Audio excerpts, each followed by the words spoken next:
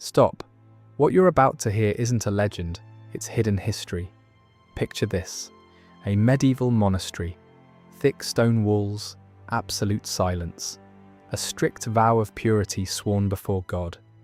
But what happened when the flesh proved weak? When human longing became unbearable behind those sacred walls? History tells us that these so-called servants of God developed a secret code, a clever, astonishing way to indulge their forbidden desires without it counting as sin, or at least without the ever-watchful eye of the Church being able to condemn them. The key? A simple object, and a rule so absurd that today it's almost impossible to believe. Today, we're going to uncover forgotten documents, records buried for centuries, that reveal the true modus operandi of forbidden intimacy within monastery walls. Are you ready to see the real dark side of convent life? But before we reveal this shocking secret, I need to ask you something. If you're passionate about history, if you love uncovering the mysteries that were hidden from us, subscribe right now and turn on the notification bell. Your support helps us give a voice to these silenced archives. And tell me in the comments, did you think monastic life was nothing but prayer and fasting? Welcome to the labyrinth of ancient and medieval history. Life inside a convent, especially for women, was an extreme form of renunciation. At its core was the vow of chastity, a total rejection of physical pleasure. But there's something we often forget. Many of these women didn't choose this life. They were sent there. Young girls without dowries, orphans with nowhere else to go, or those labelled difficult by society. For many, the convent wasn't a calling, it was a sentence. And when confinement is forced, human instinct doesn't disappear. It adapts, it hides, it becomes clandestine. For centuries, monastery walls didn't just protect holiness, they concealed transgression. And perhaps the most difficult rule to obey was the denial of love, of touch, of human connection. The real question was never whether desire would emerge. It was how these women, and the men across the walls, would deal with it, without condemning their souls forever. And this is where the story becomes truly fascinating. We have records dating back to the early Middle Ages describing the close proximity between male and female monasteries. In many cases, they stood directly across from each other, just a short distance apart. That proximity inevitably sparked something. The nuns began to develop a system of discrete signals, a coded language, silent yet unmistakable. The most famous signal? A candle lit in the window, a simple flame glowing in the darkness, announcing a secret meeting in the night. But here's the real question. How could they engage in intimacy without technically breaking their vow? They knew the rules, and more importantly, they knew how to bend them. The answer is as ingenious as it is scandalous. They found a loophole, not by breaking the law, but by interpreting it literally. Two incredibly specific conditions were put into practice based on the rigid canonical norms of 1079. The first rule: during the encounter, the candle could never be extinguished. The flame had to remain lit at all times. Why? Because the light symbolized visibility, an illusion of openness before God. As long as there was light, the act was not fully hidden. And if it wasn't entirely hidden, perhaps it wasn't entirely sinful, a narrow, almost desperate loophole in their moral reasoning. But the second condition is even more astonishing. The act would not be considered a complete transgression if neither the monk nor the nun fully removed their outer garments. That's right, as long as they remained partially clothed, the encounter existed in a kind of grey area, not entirely pure, but not entirely condemned either. It was a technicality, a fragile justification, a way to convince themselves that they hadn't crossed the line, even as they stood right on its edge. Yes, you heard that correctly. In the flickering glow of a candle hidden behind stone walls, these men and women found comfort in a twisted interpretation of sacred law, easing their hunger for affection, for touch, for something human. Because even in the most rigid systems, humanity finds a way.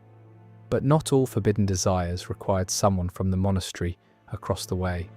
Some of the darkest scandals came from within, and few stories are as disturbing as that of St. Ambrosia in 10th century Rome. At the centre of it all was Abbess Maria Luisa, a woman known not only for her striking beauty, but for her iron will and commanding presence. On the surface, she was a figure of authority and devotion, but behind closed doors, her life told a very different story. Hidden records, sealed for decades, reveal that Maria Luisa maintained intimate relationships with several sisters within her own convent, and even with a confessor priest. This wasn't a moment of weakness, it was a pattern, a system, and when some of the nuns attempted to speak out, the consequences were devastating. Instead of facing repentance, Maria Luisa used her power to silence them. She manipulated them, convinced them. She claimed that her actions were not sinful, but divine, that she had been chosen, that these relationships were part of a higher purpose, a special favour granted by God Himself. Imagine the psychological weight of that. Young women, already confined, already stripped of choice, now being told that what they felt, what they experienced, what they endured was sacred, that it was meant to be, that to question it was to question God. This case became such a deep embarrassment to the Church that when justice was finally carried out, the details were buried, sealed away, hidden from the world. For centuries, no one knew the full truth, but now we do, and what it reveals is unsettling. Because behind those silent walls, convent life was often far from pure. It became a place of passion, of power, of manipulation, a place where morality wasn't always followed, but reinterpreted. And in the shadows of devotion, the need for affection, for connection, for pleasure, proved to be stronger than any vow ever sworn. But the story doesn't end there, because once you begin to pull at the threads of these hidden accounts, a much larger pattern starts to emerge, one that stretches far beyond a single convent or a single scandal. Across Europe, from Italy to France, from Spain to the Germanic territories, whispers of similar practices began to surface. Not always documented openly, of course. These weren't stories meant to be told. They were buried, erased, or rewritten to preserve the illusion of purity. Yet fragments survived. Letters, disciplinary records, testimonies taken under pressure. And when pieced together, they paint a picture that is far more human and far more troubling than the idealized image of monastic life we've inherited. Because desire once suppressed doesn't disappear.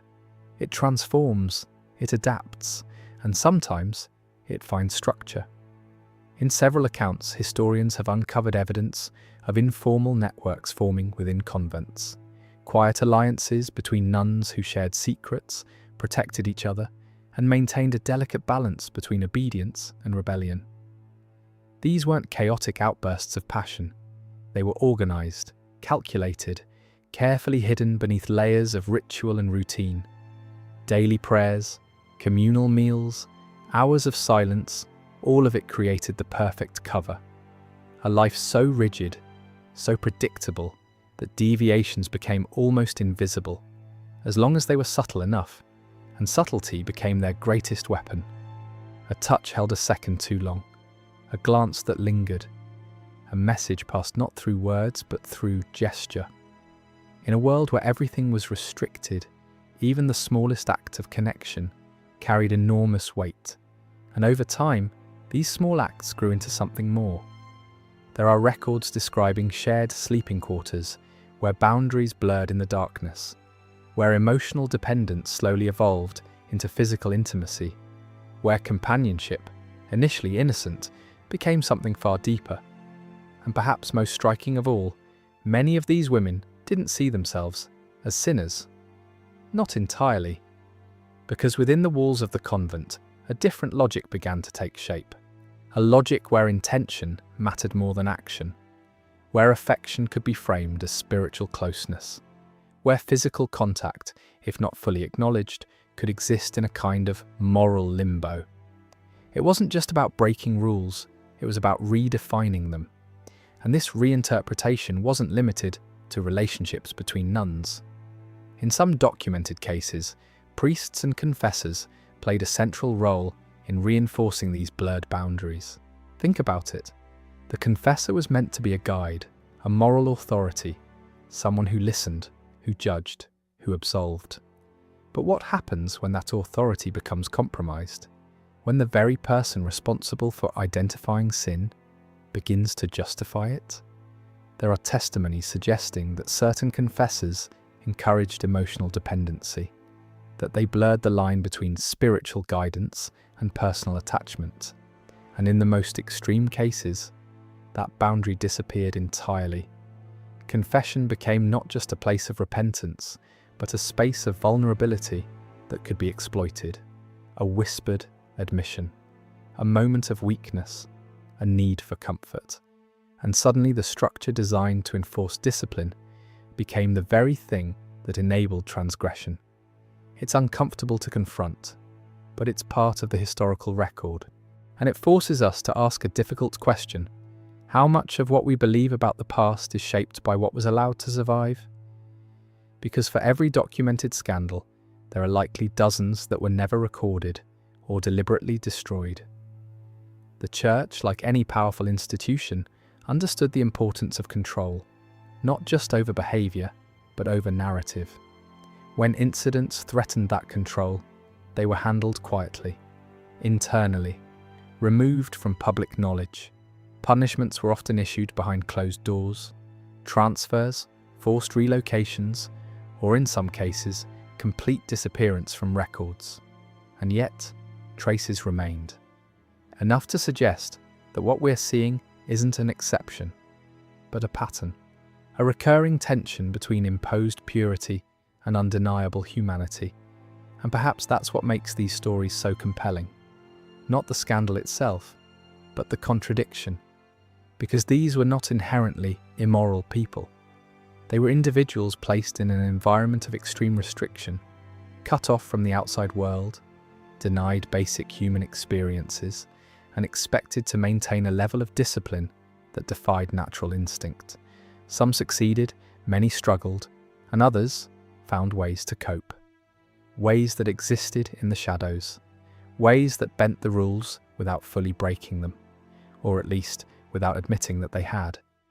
But there's another layer to this story, one that often goes overlooked: power. Because within the convent hierarchy, authority mattered.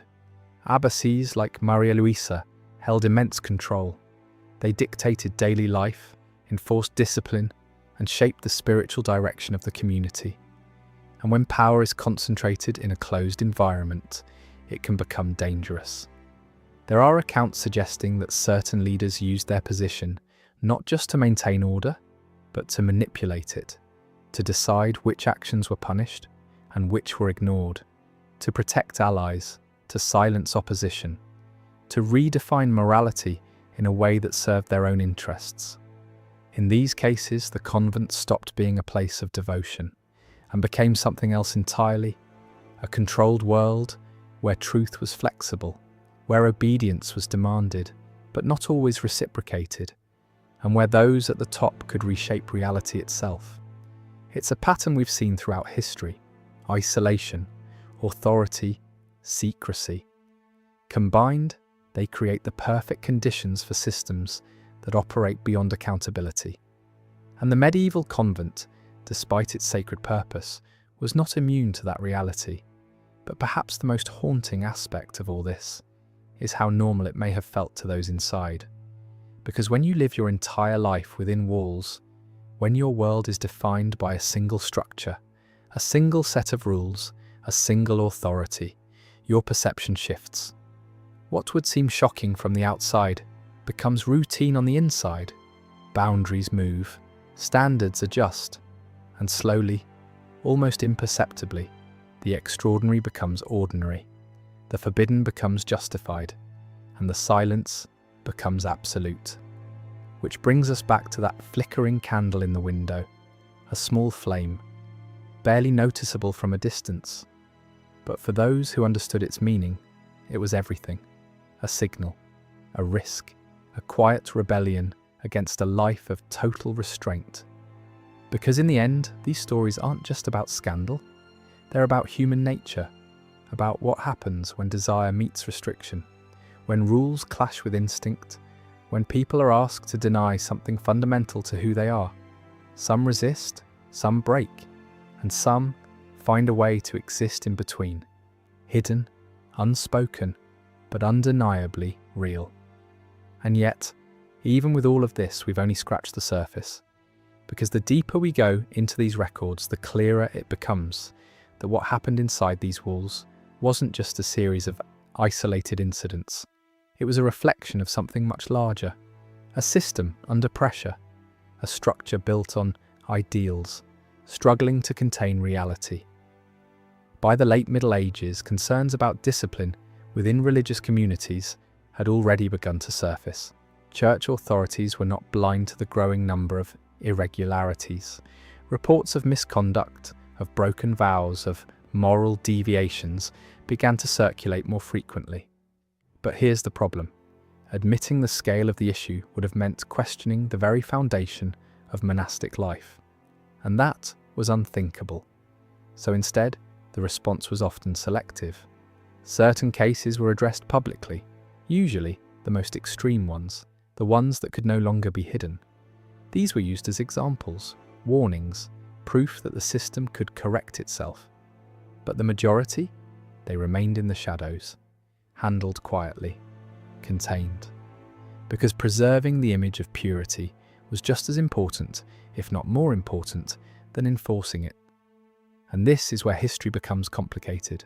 Because what we inherit isn't always the full truth.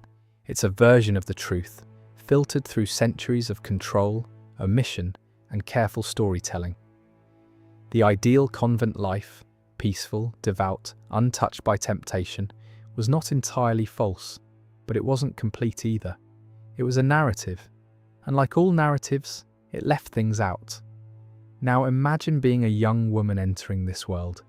You are told that this is a sacred place, a place of devotion, of discipline, of closeness to God. But what you encounter is something far more complex. You see the rituals, the prayers, the structure, but you also sense the undercurrents, the unspoken tensions, the subtle exchanges, the moments that don't quite fit the image you were promised. And over time, you learn, not through instruction, but through observation. You learn what can be said and what must remain silent. You learn where the boundaries are and how flexible they can become.